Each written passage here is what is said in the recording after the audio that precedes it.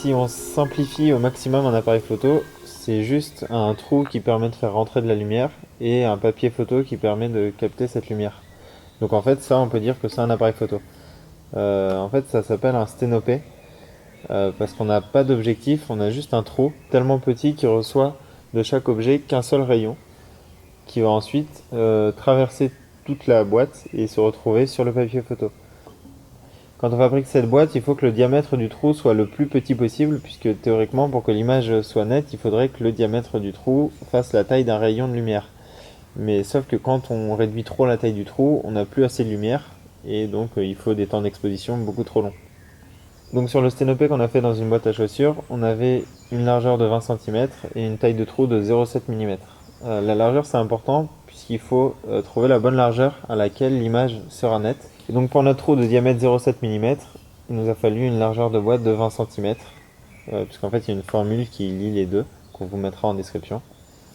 Et une fois qu'on avait notre trou, on a peint la boîte en noir pour la rendre vraiment hermétique aux lumières et éviter les reflets sur les rebords. Et on a installé un papier photo comme ceci à l'extrémité de la boîte. Ensuite, il nous suffisait d'ouvrir l'obturateur qui cachait le petit trou pendant un certain temps et de le refermer pour avoir notre photo sur le papier photo.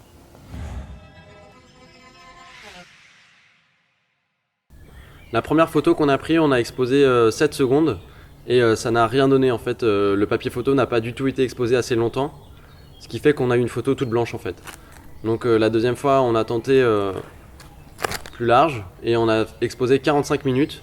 Là, on a eu un papier photo complètement cramé, l'image était toute noire, on voyait rien. Et donc après, on a essayé de faire un entre-deux, on a exposé 7 minutes 30 en milieu d'après-midi, un soleil d'hiver, et on a pris en photo un parking.